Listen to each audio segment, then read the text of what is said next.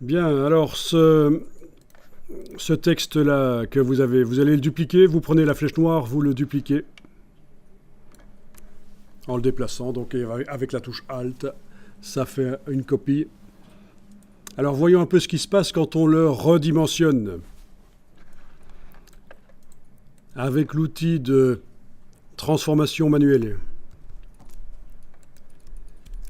Vous prenez une poignée du coin, vous enfoncez Alt et majuscule et vous bougez pour le faire plus petit, comme ça par exemple.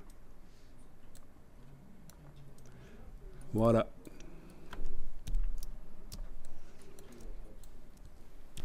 Alors qu'est-ce que vous remarquez quand vous comparez la version réduite avec la version non réduite? Les trucs dedans, les motifs. Ça a changé. Oui. Voilà, en fait ce qui se passe, c'est que l'épaisseur noire autour des lettres, les motifs à l'intérieur des lettres, tout ça ne se redimensionne pas vraiment. Donc on n'a pas une version miniature de notre grand texte. Bon, eh bien on va recommencer l'opération. Vous allez prendre la flèche noire. Vous allez à nouveau dupliquer le grand. Avec la touche Alt, vous déplacez avec la flèche noire. Et cette fois-ci, avant de le faire plus petit, on va aller enclencher une option dans les préférences d'Illustrator, une option qui redimensionne les contours et tout pour que le texte en petit ressemble vraiment à ce qu'il est en grand.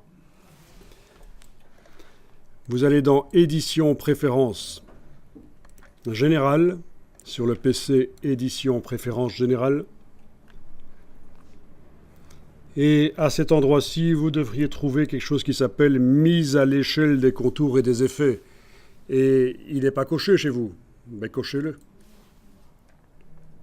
Ça veut dire que désormais, quand vous allez redimensionner ce texte, la copie qui est grande, là, ça devrait redimensionner les épaisseurs, etc. Allez-y, essayez. Outil de transformation, on va le faire petit comme l'autre. Voilà. Et la différence est évidente. Le petit texte là en bas est une version réduite du grand, mais l'aspect est le même. Alors qu'au-dessus, avant qu'on enclenche la mise à échelle des contours et des effets, on n'obtenait pas la même chose en fait. Donc c'est super important dans Illustrator d'enclencher cette option. Mise à échelle des contours et des effets quand on redimensionne des objets, si on veut qu'ils gardent, que les contours se redimensionnent, que tout se redimensionne, la dimension du motif à l'intérieur, etc. Bon, si on regarde dans la palette aspect, menu fenêtre aspect, quand je sélectionne le grand texte là original, j'ai par exemple un contour. Non, j'ai des fonds. Le fond du dessus, par exemple, il a un décalage de 1,7639. Vous voyez? Le grand texte, le fond du dessus a un décalage de 1,7639 mm. Et si maintenant je vais voir la version dimensionnée petite, là, le fond du dessus a un décalage de 0,6947.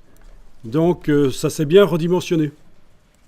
Alors l'autre qui est foiré là, celui-là, son décalage, 1,7639, comme le grand. Donc ici on a un texte réduit dont les valeurs là, de contour, décalage, etc. n'ont pas été redimensionnées, alors que là, elles ont été redimensionnées. Je pense que c'est clair, hein.